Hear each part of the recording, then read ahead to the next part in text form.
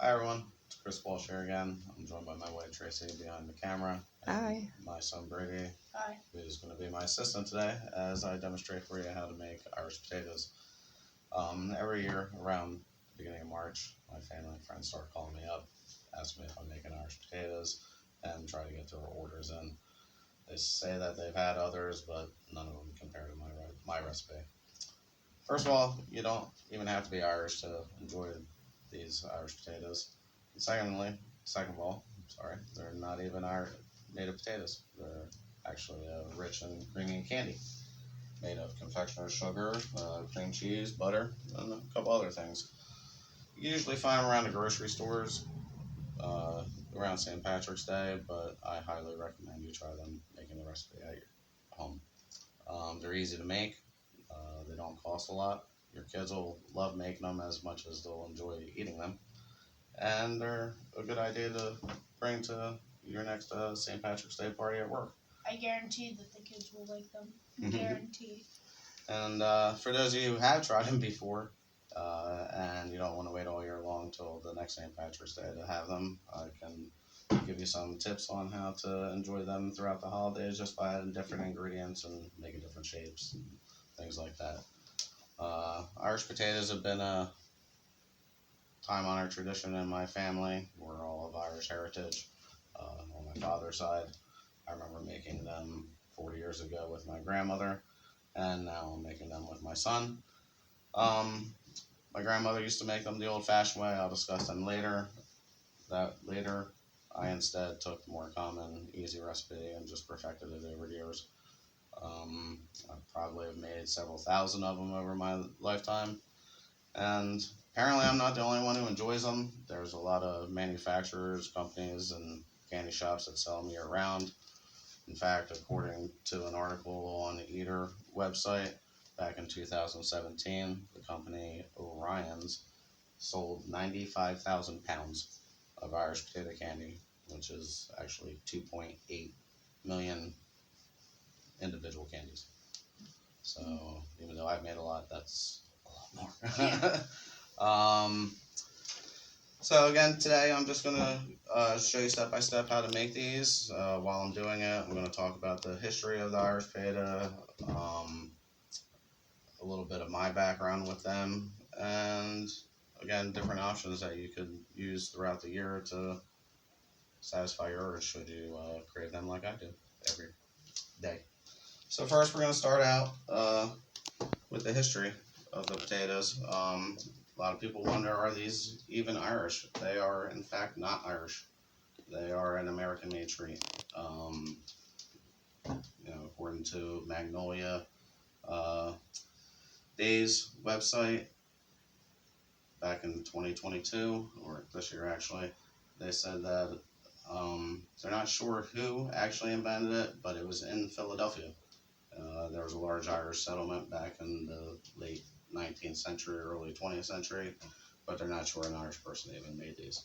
So they're actually an American treat. I was a little disappointed to find that out, but nonetheless, we push on. Um, I learned them, like I said, from my grandmother. She actually made them from real potatoes. I don't know how she did it, but I'm sure that could be a good vegan option for those who are vegan out there nowadays if you just incorporate your vegan butter. So what we're gonna do, we'll get started. Brady can help me out while I show all the things. If you could just start spreading out some cinnamon, we'll save that to the end. The cinnamon stays till the end. So you're gonna need a large mixing bowl. You're gonna need a wooden spoon. I haven't made these in a while, so Just spread it out. Yep. just like Yep. Dump it out. You will need 1 stick of butter. We're gonna put that in there.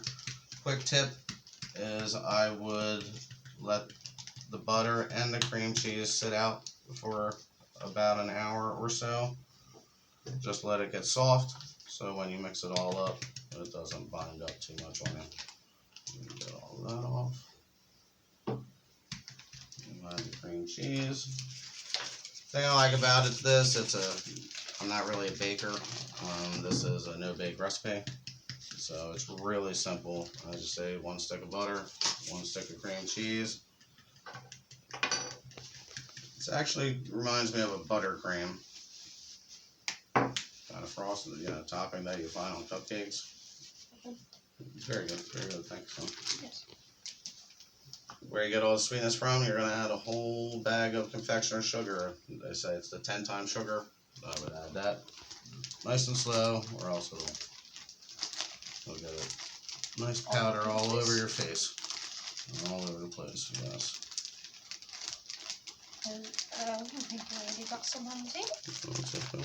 That's okay, this thing has had many years of slime. Mm-hmm.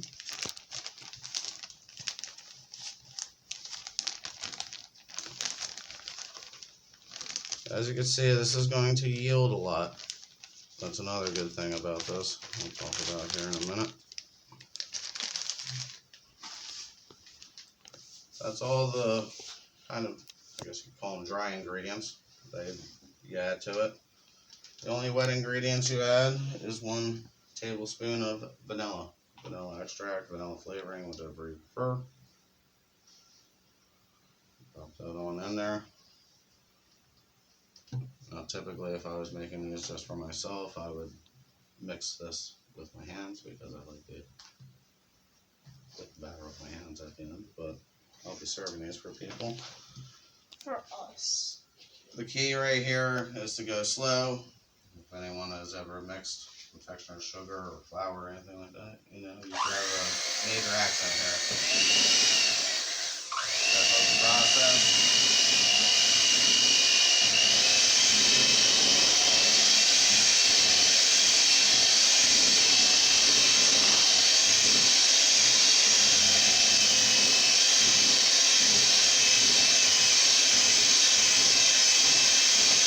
Move your bowl around while it's cooking.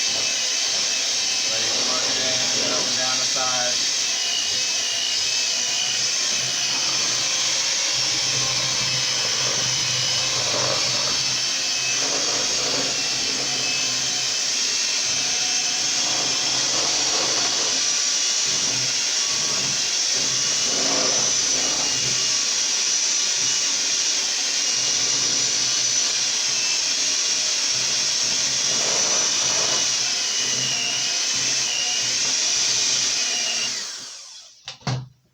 As it's going, take your spoon, push it down a little bit, help mix it around.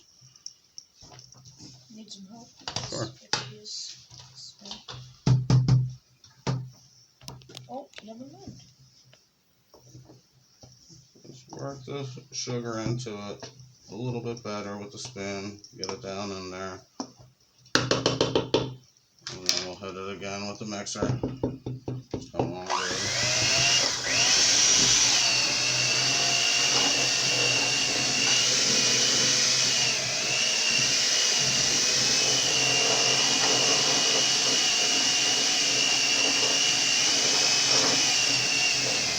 Make sure you get the bottom, because a lot of that sugar is just going to stick down there.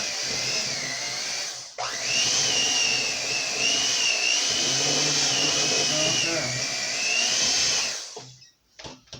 Typically, I would recommend putting this in the freezer for about 5 to 10 minutes to help it harden up a little bit. Need some help But cleaning. we don't have time for that. You can clean it at the end. Sad. So this is what the mixture looks like.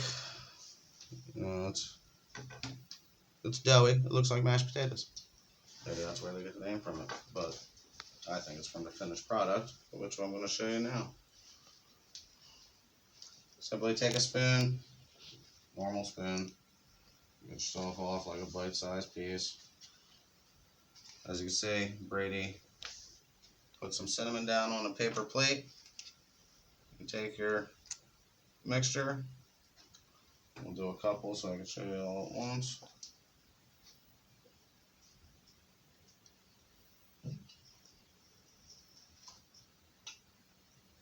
We'll do 3 here. You take it and you just roll it in the cinnamon and form it into a little ball. Kind of making it look like a potato.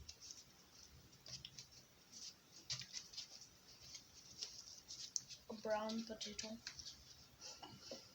Brown potato. Very good. So like I said, there's other things that you could do to these. I mentioned my grandmother's way of using real potatoes. That acted like the cream cheese portion, I would assume, that you added to this. So again, if you used a vegan margarine or butter, I'm sure that you can make this a vegan meal, a vegan dish. Um, I've never tried it. I did try my grandmother's. I never did try to make it personally. Other things I've seen people do, you could actually almost make it like a mound. You can put a almond or a hazelnut on top of it and cover it with some baker's chocolate. Let it cool down, and then it'll give it a nice chocolate shell. You can incorporate some strawberry jam into this and actually roll it into a roll. Different shapes. We've talked about making, instead of making little balls like this, make a big log. Cover it in cinnamon just like this. Serve it at Christmas time. Call it a Yule log. Now, as a beginning chef, I have a question. Yes. Can you incorporate, like, something that kind of tastes like gingerbread into it and maybe, You like, could. make it a Christmas dish You or could. something like You that? could. That's the good thing about this is it doesn't have a seasonal, Limit, like a seasonal limit. right. It's associated with St. Patrick's Day, but like I said, the mixture is more of like a buttercream. It's not pumpkin that you associate with fall or peppermint that you might associate with. You could use this for anything. I've seen people use this mixture to top cakes and cupcakes. I've seen people just eat it out of a cup. Yum. It's good for many things. Like I said, you can make almost a mounds out of it. You could roll it up into a jelly roll almost. A lot of people, I enjoy it that way. My son doesn't, and neither do a lot of other people. And you got to watch for allergies. Is some people do. A lot of people add coconut to the mixture, which I do enjoy. That gives it more of a mounds or an almond joy kind of taste to it. Um, Again, different shapes. You cut them into hearts, and instead of using cinnamon, you crush up those little red hot candies and put them over the top. You could make your little round balls a little smaller and use them at Easter time for Eggs. bunny droppings. Oh gosh, no, please. You could. So there you have it, folks. It's homemade Irish potatoes. I'm just Now, making the a last couple thing here, you and I'll gotta do the rest later. is the test.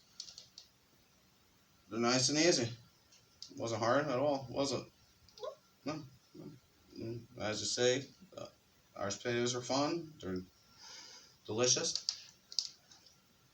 Mm.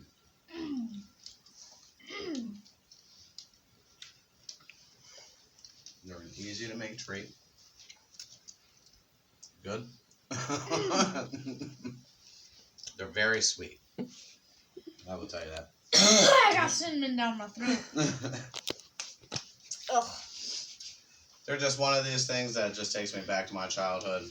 It just reminds me of my heritage. And I found different ways of enjoying them throughout the year because it's something I just can't wait all year to have.